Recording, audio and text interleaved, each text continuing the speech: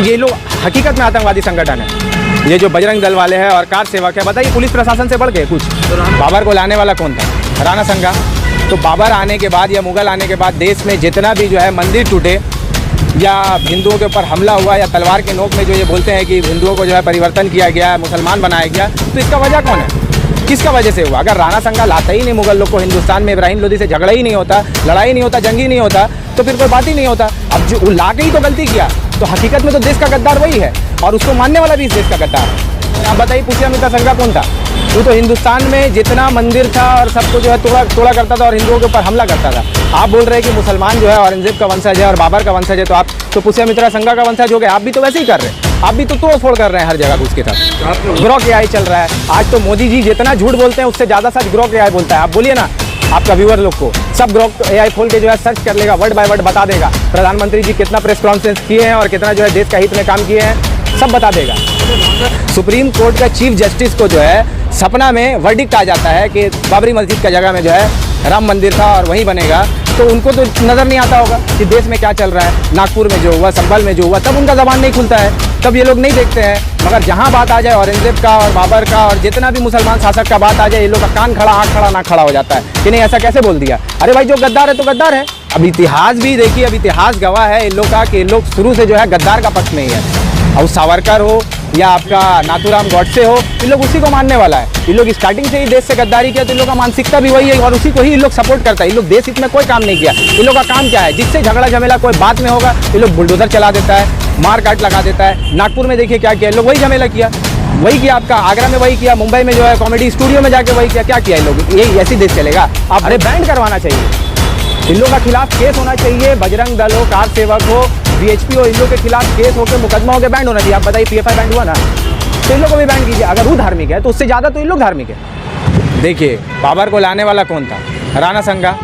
तो बाबर आने के बाद या मुगल आने के बाद देश में जितना भी जो है मंदिर टूटे या हिंदुओं के ऊपर हमला हुआ या तलवार के नोक में जो ये बोलते हैं कि हिंदुओं को जो है परिवर्तन किया गया, मुसलमान बनाया गया, तो इसका वजह कौन है?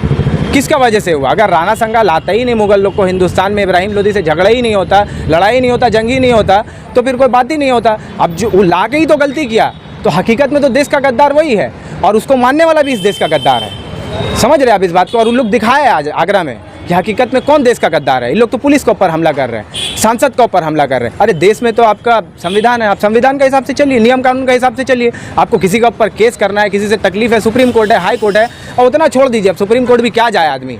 सुप्रीम कोर्ट का चीफ जस्टिस को जो है सपना में वर्डिक्ट आ जाता है कि बाबरी मस्जिद का जगह में जो है राम मंदिर था और वहीं बनेगा, तो उनको तो नज़र नहीं आता होगा कि देश में क्या चल रहा है। नागपुर में जो हुआ, संभल में जो हुआ, तब उनका ज़बान नहीं खुलता है, तब ये लोग नहीं देखते हैं। मगर जहाँ बात आ जाए औरंगजेब का और बाबर का और जितना भी मुसलमान शासक का बात आ जाए, ये लोग का कान खड़ा, आँख खड़ा, नाक खड़ा हो जाता है कि नहीं ऐसा कैसे बोल दिया। अरे भाई, जो गद्दार है तो गद्दार है, उसको बोलने में आपको क्या दिक्कत है? आप ओपनली एक जगह जाते हैं, वहाँ जाने के बाद आप जो अपना दंगा को लेके, आप जो अपना ग्रुप को लेके जो है किसी सांसद का घर में आप हमला करते हैं, चेयर तोड़ देते हैं, वो तो अल्लाह का शुक्र है कि उसका गेट वगैरह मजबूत था, नहीं तो आप तो उसका जान ले लेते। आप तो उसको छोड़ते नहीं फिर।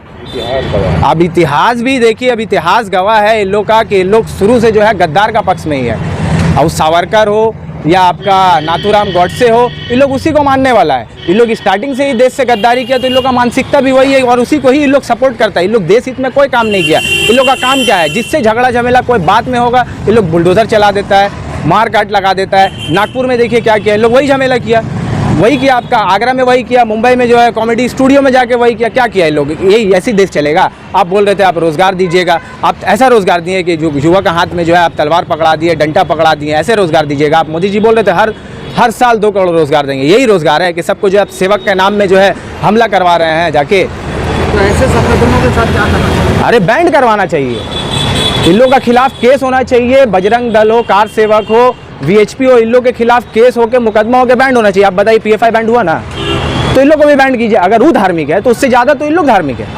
वो धार्मिक बात करता है तो उससे भयानक धार्मिक तो इन लोग हरकत करता है। इन लोग तो जिधर तिधर घुस के जो है दंगा फसाद फैलाता है, तो तोड़ने फोड़ने का काम करता है। तो इन लोग को बैंड नहीं कीजिएगा आप एक जगह एक सम्मानित कुर्सी के आप शख्स है, आप एक बात क्लियर कर दिए कि आप योगी है या चीफ मिनिस्टर है। इस बात को आप जो है जनता को क्लियरली बताइए, क्योंकि अगर आप चीफ मिनिस्टर है तो आप योगी नहीं हो सकते, और अगर आप योगी है तो आप चीफ मिनिस्टर नहीं हो सके, क्योंकि आप अगर सीट में बैठ के अगर जो है आप धार्मिक घटना घटाइएगा देश में और जो धार्मिक बयान दीजिएगा तो इसका मतलब आप संत नहीं है, क्योंकि संत का काम है देश में मोहब्बत फैलाना। आप तो नफरत फैला रहे हैं मुसलमानों के खिलाफ, विपक्ष के खिलाफ, छोटे जातियों के खिलाफ। आप बताइए क्या गलती था उनका? वो क्या बोले? संसद का बात था, संसद में बोले कि जो देश का गद्दार है वो आपका राणा संघा जो सपोर्टर है वो लोग गद्दार है। तो आप संसद में जवाब दीजिए ना, आप सुप्रीम कोर्ट जाइए, हाई कोर्ट जाइए। आप अपना जो है दंगल लेके उसको हमला करने चले गए, आप अबू आजमी को नहीं छोड़े, बताइए उनको घेर लिए आप। तो आपको एक्चुअली में जो है दिक्कत है आपका मानसिकता से, जो लड़ने उतरता है ना। आप नहीं चाहते कि देश में डेमोक्रेसी बना रहे, लोग जो है खुशी से रहें, आप चाहते कि डर का माहौल बन जाए।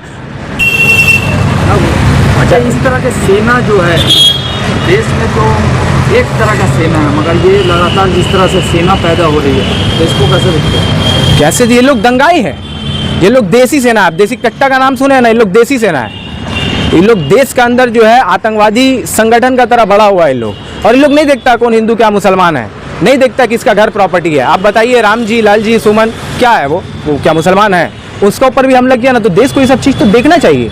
आप और हम हिंदू मुसलमान का मामला में लड़ते हैं, मगर मामला उसका नहीं है, मामला सत्ता का है, मामला अपने मतलब का है। मामला जो है अभी 2027 में इलेक्शन है यूपी में, मोदी जी को क्लियर चिट समझ में आ रहा है कि उनका विदाई हो रहा है यूपी से।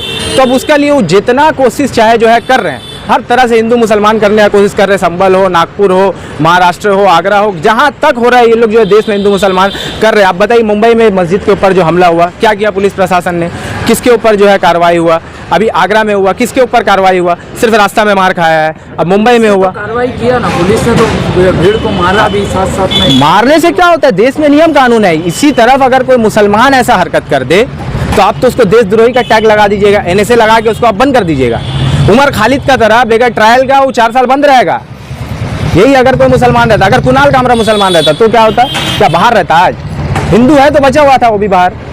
तो इन लोग का मानसिकता ही वही है कि एक जो है पर्टिकुलर माइनॉरिटी को जो है दबाना है, हर हिस्से से दबाना। इनके दिल में क्या नफरत है नहीं जानते हैं। हालांकि जितना मुसलमान राजाओं ने कर दिया है इस देश के लिए, उतना हिंदू राजाओं ने नहीं किया है, और ना उनकी इतनी औकात है जो ये कर पाए।